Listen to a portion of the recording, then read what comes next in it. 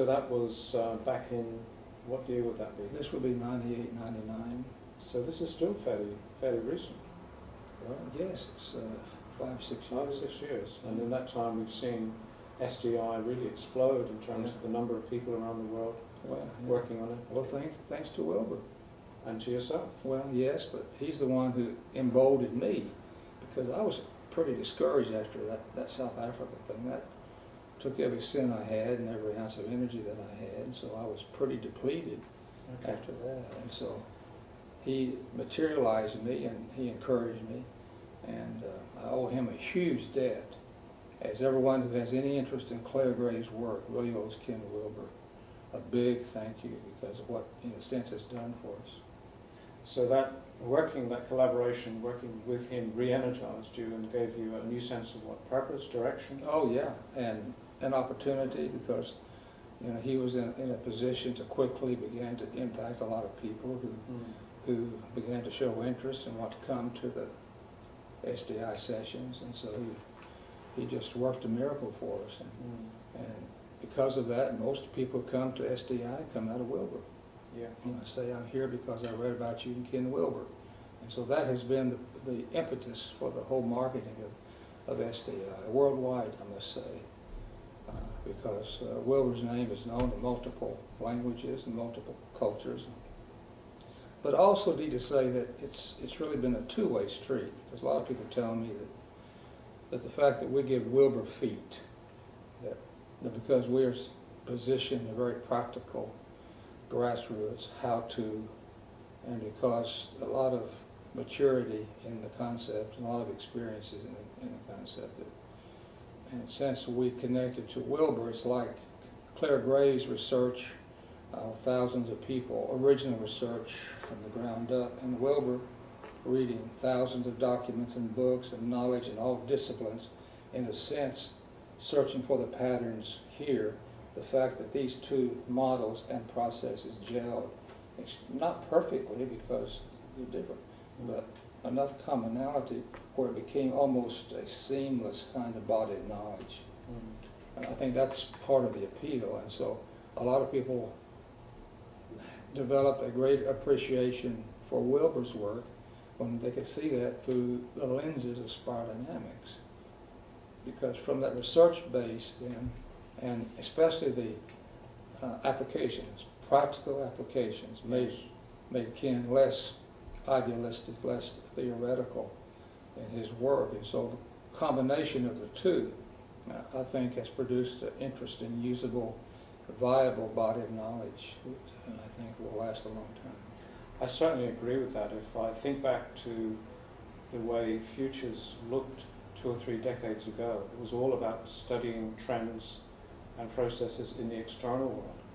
The two great discoveries or revelations have been the discovery of interiority, how much the interiors play a part in that, and verticality, the shifting through the different stages. And these models have just been central to that process. I don't think a person can really study future or present or even history. And we have a number of people who are beginning to use this as a way to understand historical movements for the first time. So yeah, maybe it's like just in the genome we have discovered certain things about our biological system we didn't know about in terms of how genes individually and complexes contribute to disease patterns and other behavioral phenomena. We didn't have the counterpart, what today we call the memome, which describes how cultures and mindsets and levels of consciousness emerge. Because in spite of all our developments in the genome, we save a few thousand lives in gene splicing, even in the embryo, and then we drop bombs on them. So we haven't sorted out our interior systems and our memome. So it's coming along just the right time. And as societies become more fragmented and issues become more critical, because for the first time, we could actually wipe out our species. And that's really a frightful thought. That the insights that the Gray's Wilbur body of knowledge provides is so potentially powerful that it's almost scary. And as time progresses. I think more and more people who are revisiting evolutionary models out of the deconstructionism and coming out of molecular biology and other kinds of areas. I think there's going to be a sudden upsurge, well, there is a sudden upsurge in interest in this body of knowledge. Cometh the time, cometh the thinking, and I think you're probably sensing that too here. And I think 5 years from now, if we gather again and talk, I think we're just going to be amazed. Earlier, someone asked you a question along the lines of, is integral thinking just another movement? And you gave an answer with 2 points about how this differs from other movements. Would you mind repeating that? Yeah, it's also how it's different from any contemporary management theory or political theory or any other. In that for the first time we're looking at the codes, the master codes that produce movements. Yeah.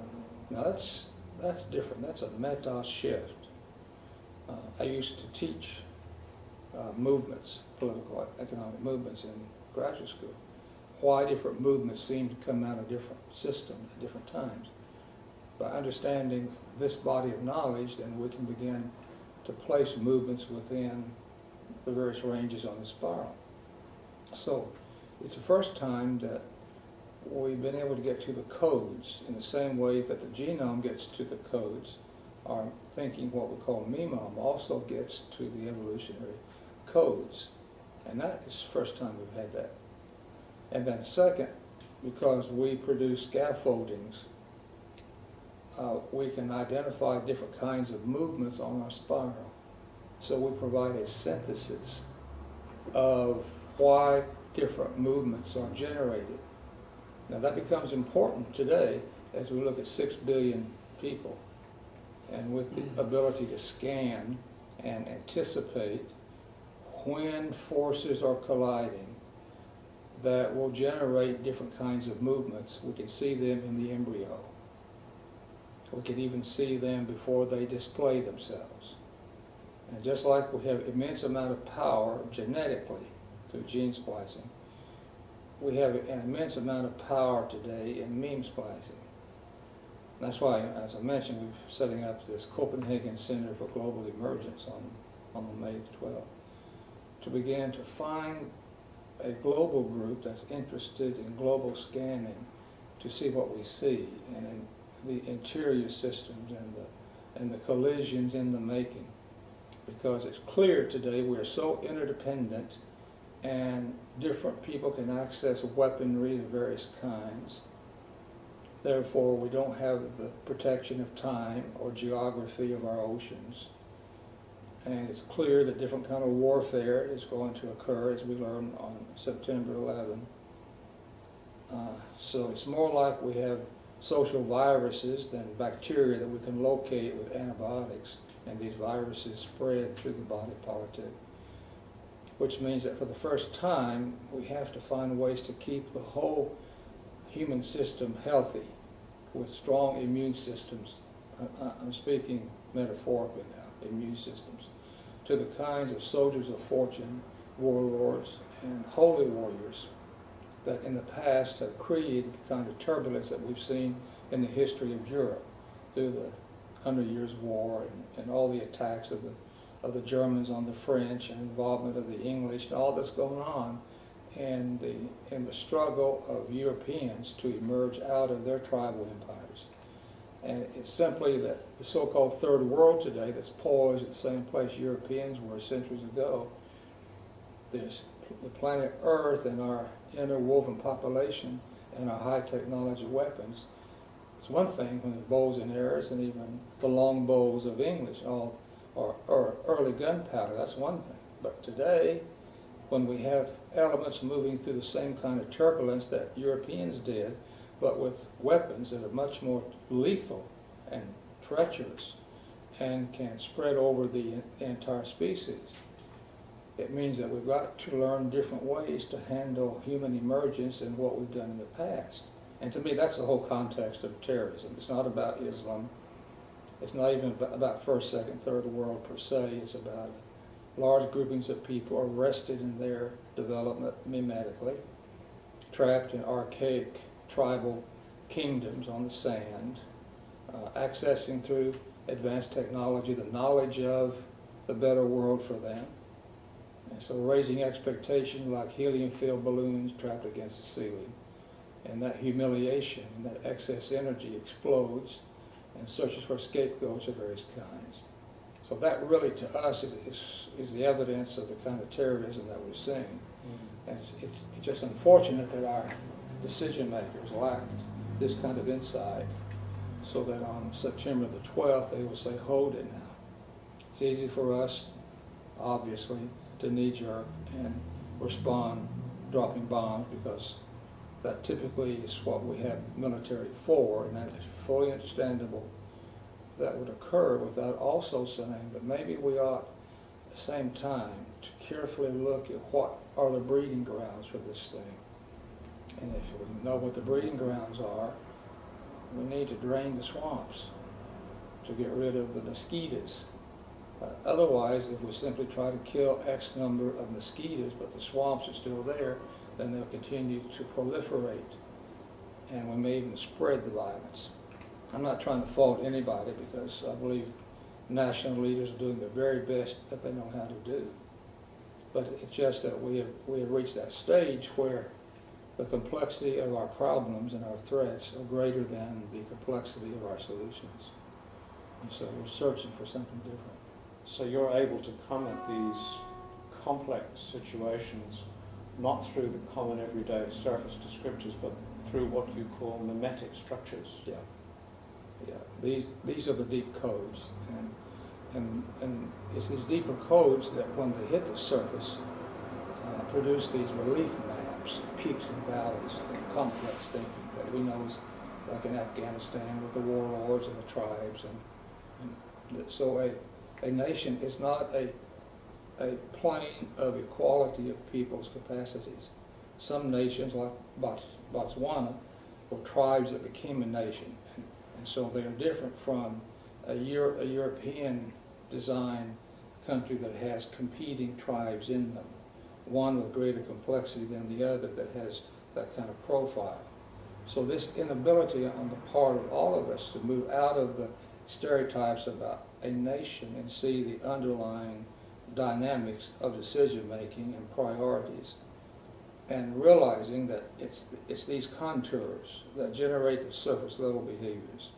But because we are so committed to simplistic surface solutions by pouring in money or sending in military or other things, simply ignoring that next level, where the real action is. And so once I think that we can get more people to read those contours, I think we can avoid the kind of situation like we're in Iraq, and we can act in a concerted fashion versus expecting the United States with the allies of the willing, which involves UK and Australia, and almost the challenge of being a single unilateral empire, when we ought to have the kind of collective decision making that can involve the whole species. But if the French have particular interests with Saddam Hussein, for example, with a $50 billion oil deal, then that duplicity also makes it difficult for the UN and other entities to act in ways that they really need to do when you have someone like a Saddam Hussein, who was, in a sense, snubbing his nose at 12 years of UN mandates. And I don't think that we're going to be able to get the kind of unified action for these things until we mature a bit. And one of the things that we're serious about doing is trying to write some of the codes for a sequel to the UN, almost a polylateral decision-making framework, so there can be the understanding of how more advanced complex systems have to be able to act more in unity whenever their existence is threatened by what are really less complex, purist systems who have as an objective their elimination. So we're in a crazy world. Sometimes we look back at the bipolarity of the Cold War and see them as the good old days. Because now it's become much more lethal. And